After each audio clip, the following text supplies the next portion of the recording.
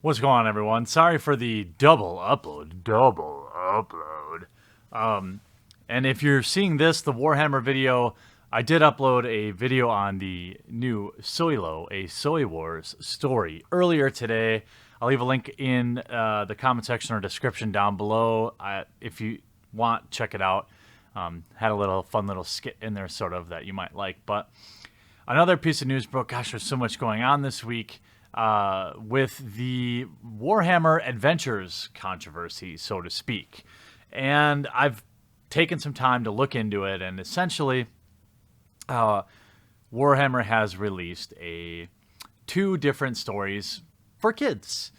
If you know anything at all about Warhammer 40K, you know it is a brutal world full of things that look like this, and this... This, it is not exactly what YouTube might call family friendly.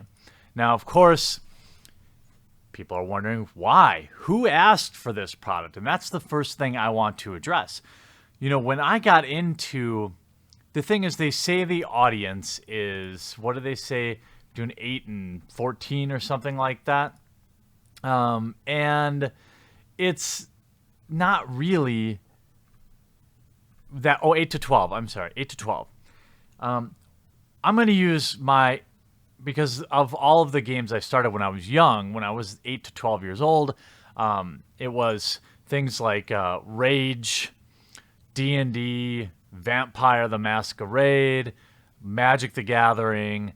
None of these had a child theme. In fact, that was why I was interested. It had a very adult and scary and like cool feel, like almost like forbidden, right? When you were like killing stuff and blowing stuff up. That was the most interesting. That was one of the most attractive parts of this game when I was young, you know, during the Gygax age of D&D, fighting disgusting, grotesque monsters, letting your mind kind of go wild. That's what drew me in. When I was that age, I was not looking to play like My Little Pony or some like watered down kids version. I couldn't wait to play the version that was like more macabre or scary or intense, right? There's nothing interesting about playing a dorky like cartoon thing. So I think the idea that we see also with Magic the Gathering, I believe that they're also trying to target younger kids now with their art. Their art has gotten really cartoony in the main game, which brings me to Warhammer Adventures. If we go to the announcement, you'll see that Warhammer Adventures is an exciting new range of books coming next year for boys and girls aged 8 to 12. What about gender fluid? Just saying. Featuring younger protagonists having thrilling adventures and facing off against dangerous enemies. Warhammer Adventure stories are written by best-selling authors with the experience of writing fantastic fiction for young readers, and will be the perfect way to introduce your children, siblings, nieces, nephews, and other young fans in your life to the hobby you love. Now, I don't, in general, spoiler alert, I don't have a problem with this product existing. I'm just certain it will be a failure. Because, again, the Warhammer we know is not what people are going to see here. It's not going to bridge people into the actual Warhammer 40K, I don't think. But again, no problem with the product existing. Where people are getting a little nervous is when you start to look at the art. It has a very distinct taste of, what is it, like a gender studies degree. It smells a little like being a 45-year-old barista still living with your parents.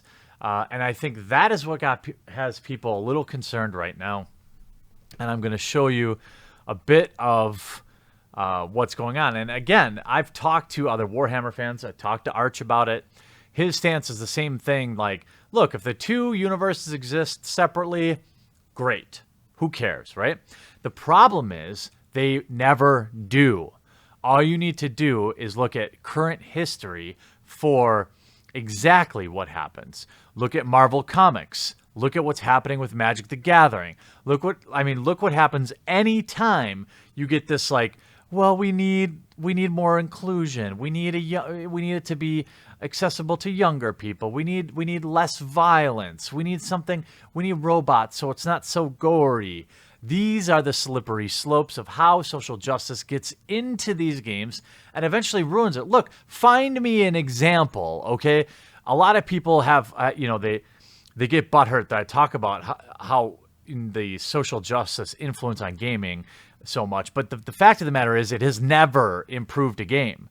It only destroys them. So it's not necessarily the social justice ideologies that I have a problem with. It's the outcome.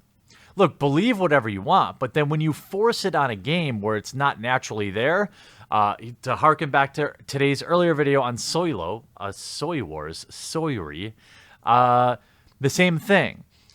You have far left ideology driving a lot of what happens in these movies now. Like, who gives a shit that Lando is pansexual? Why is that even a storyline? But here we are talking about it, and Solo is going to tank at the box office. And what happens is it creeps into the main. They'll say, well, the gap is a little too far, right? The gap from our Warhammer adventures is a little too far to the Warhammer 40K universe. So we're going to bring the Warhammer 40K universe, just make it a little less, a little more of this, a little less of that, right? That's what I think people are reacting to. And how could I possibly blame them when you have character design that looks like this? I mean, Zelia, 12-year-old Zelia is the daughter of a galactic explorer. She grew up helping Elsie with archaeological expeditions on dozens of worlds, digging up ancient artifacts and alien technology. Bright and resourceful, she thinks she knows best, but isn't as experienced as she tries to make out. Now, they're battle-tough monsters. I don't know how she's going to use her telescope, but, there's that. Then we have this kid who's probably a villain. I don't know why I might say that, but... And then we have a cancer patient, which I guess is cool. A robot. But just look at... These characters remind me a lot of what you might see in... something like the Thundercats, right? If we go here, we have an even more hilarious, we have a Zulu tribe warrior here. We have a young girl with a Thor's hammer. We have a girl with a slingshot. So we have two girls, a black kid, and a toxic white male. So you can kind of get the feeling, right? They all look like androgynous. There's really nothing about their gender that, is noticeable, except for here we have, what is undoubtedly a villain, is the barbarians. Just one of the many brutal tribes that can roam the mortal realms. The Darkoth barbarians are pledged to the forces of evil. How did I know? How did I know? How did I know? That worked out perfectly. You gotta like the video for the premonition, right? I mean, come on. I mean, this is the kind of stuff I'm talking about, right? Like, you gotta watch out for this stuff because it creeps in.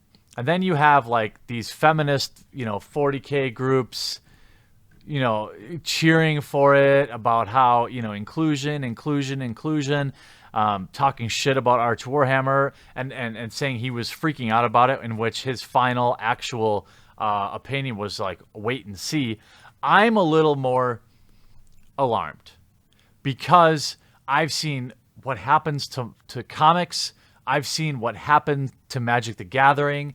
And quite frankly, when you look at I tweeted out about this the other day, and the thread was exactly how I felt. So many people said, look, I didn't need a little kid's version of Warhammer to get into it. I wasn't this sheltered bubble baby who needs everything, needs all the characters to respawn and nobody to die and all the storylines to end with a nice clean bow. That's not what appealed about Warhammer.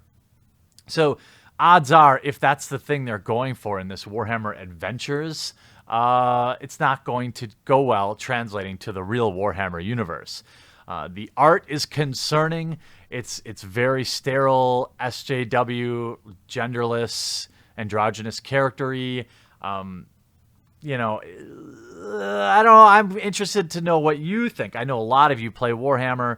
I'm a casual interest. In fact, I'm more into the lore specifically than having time to play. I don't know. Certainly, as long as the two things are separate but equal, I'm fine. When they start to bleed in, and they will, that is my opinion, that they absolutely will, because they always do, this won't be a good thing for Warhammer 40K.